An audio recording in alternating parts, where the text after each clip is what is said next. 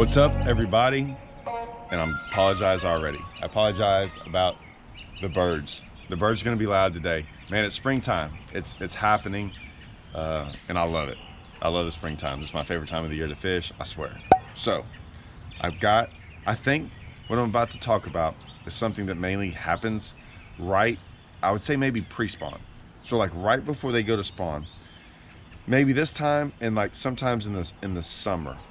Maybe it happens all the time. This is the one subject that sometimes bothers me more than anything else, and I don't have an answer for y'all. So I'm asking y'all. I'm asking the people in the comments to help me out in this, because I have yet to find the answer. Now I have some ideas and I have some experiences. Now my experiences are very different from most people. So that's what I'd like to talk about today. The topic for today is this. Is it better to sit on one spot all day long or to move around? Like move around, and I don't want to say spot hop, but like, because I don't want to say it's like you're fishing spots. I'm not a guy who goes around fishing spots. I'm a guy who goes around and kind of fishes areas. Like I like to fish areas. And I like to move, and I like to find patterns. And usually when you find a pattern, that's what a pattern is finding something that is similar all over the lake or whatever it might be. And then there's other guys that camp. They camp out. Now that could either be like spot locking and throwing at the same cast over and over again, which is like, I don't know how that happens. When I say I don't know how that happens, it's like I can't do that.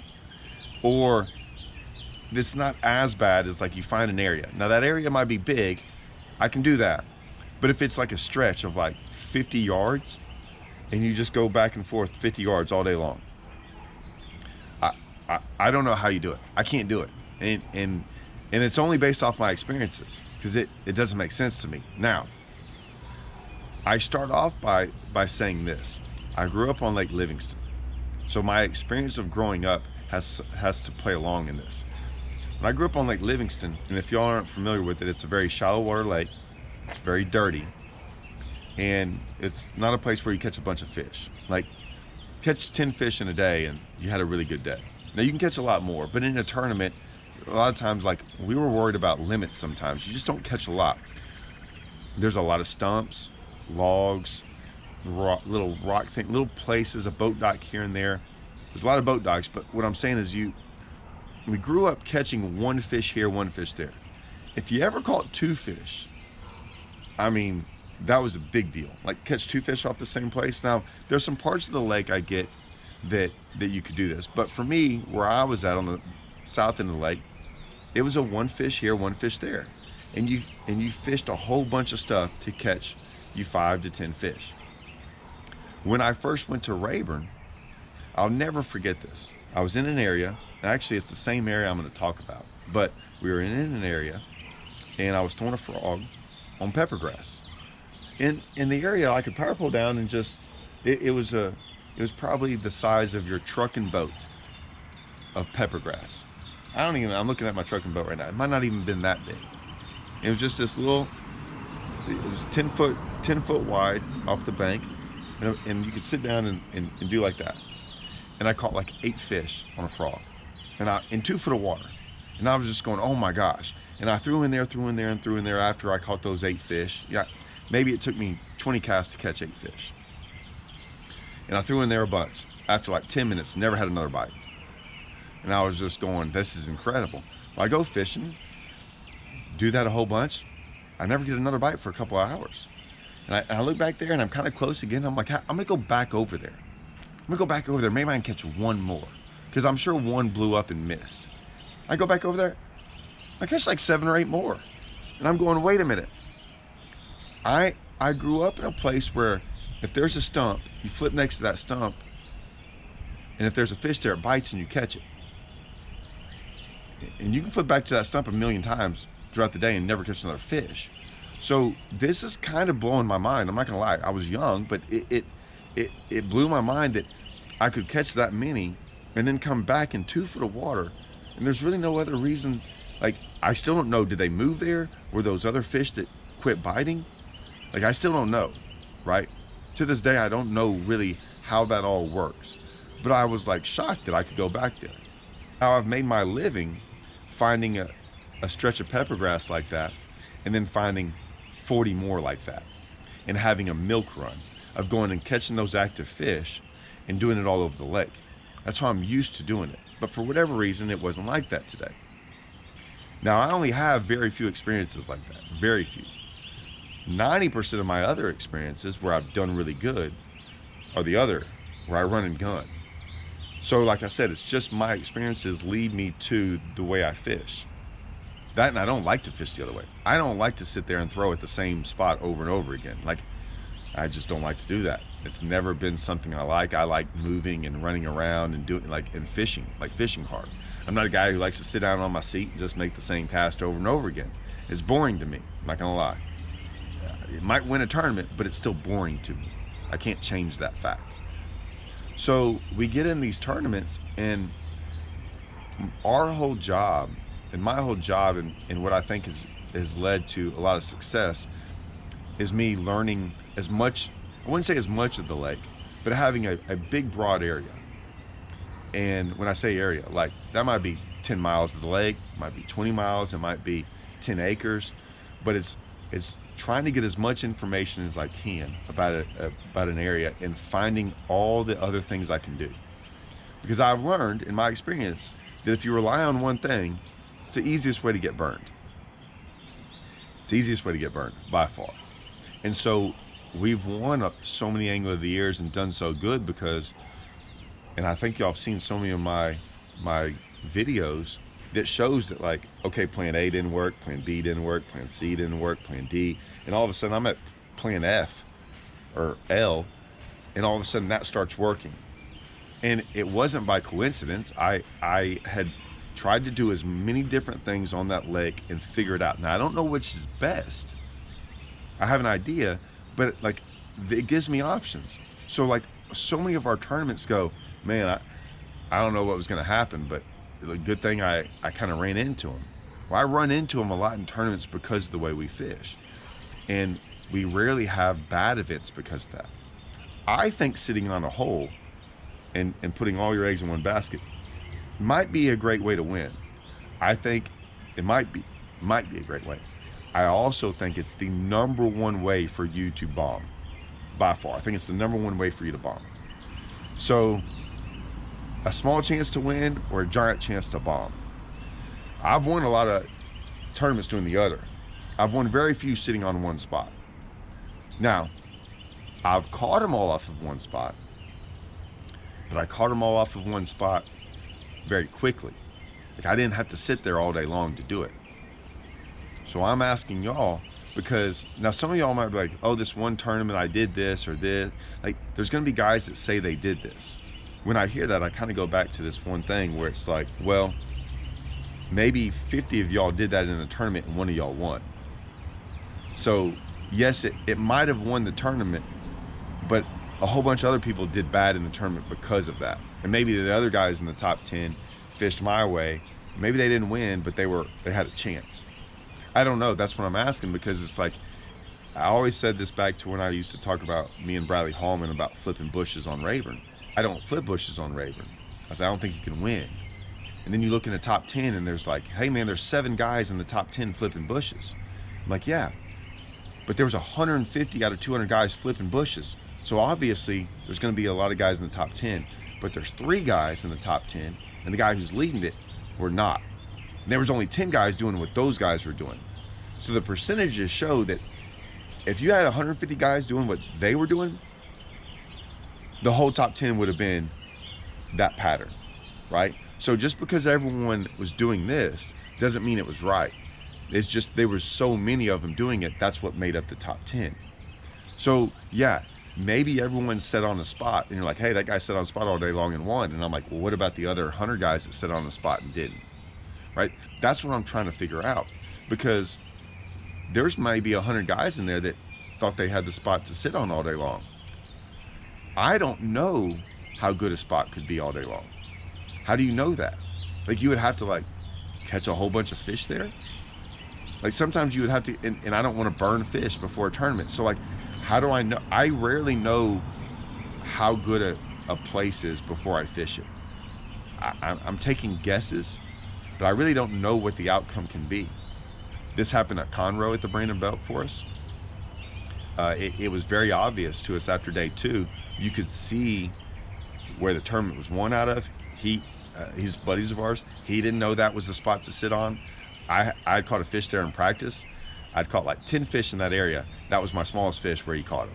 He just happened to go there through the right time, catch 2 big ones, and then was like, hey, we're gonna sit here for a while. And there were so many people, I think it forced him to stay there.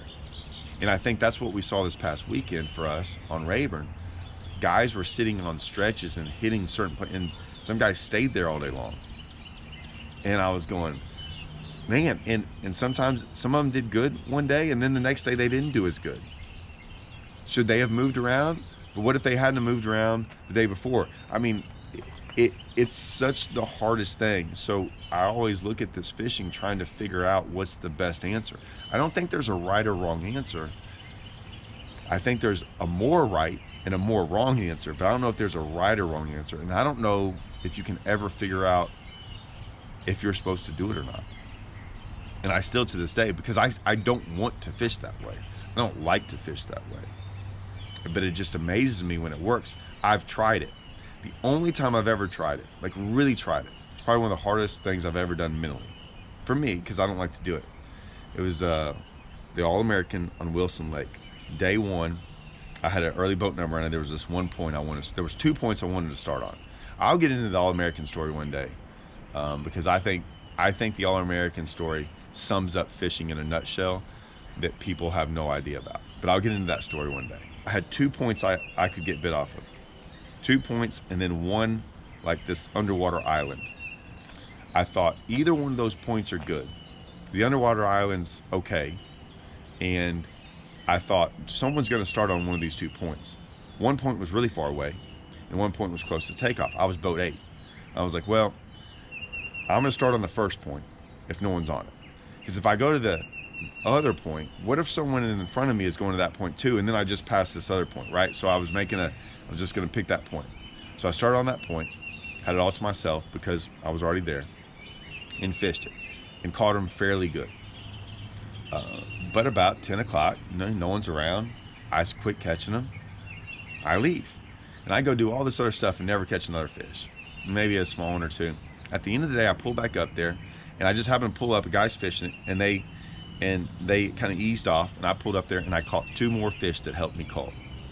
Now in my head, I'm sitting here going, you dummy, you just drove all over this lake and spent all that time not catching any fish. You could have sat right here and possibly caught them all, because I don't have that many spots. So I was like, all right, if no one's sitting there on day 2, now I was in the top 5. I might have been in 2nd, 3rd, 4th. I was somewhere really high. Everyone was pretty cool, and they all knew I started there. So the next day when I pull up there, and because we reverse boat number, so I was like, I wonder if they're gonna like let me have it again since I'm in the top 5. I might have been like 3rd or something. They did. I pulled up on that point and started fishing it and caught them fairly good. Like I had like 16, 17 pounds, or I honestly don't remember what I had. But at 10:30, I never get another bite. And I said, dude, do not drive around this lake. Just sit right here. Just sit right here and fish. I went around yesterday, and what if I had just sat there all day long? I pulled up here yesterday and caught two that this could have gone on all day long. I don't know. Sat there all day long. Never had another bite. Never had another bite. And I was thinking to myself, and I was still in good shape. I was in like 3rd place or something, or 4th, or I was still in the top 5. I was good. But I was so mad because I was like, here I go again.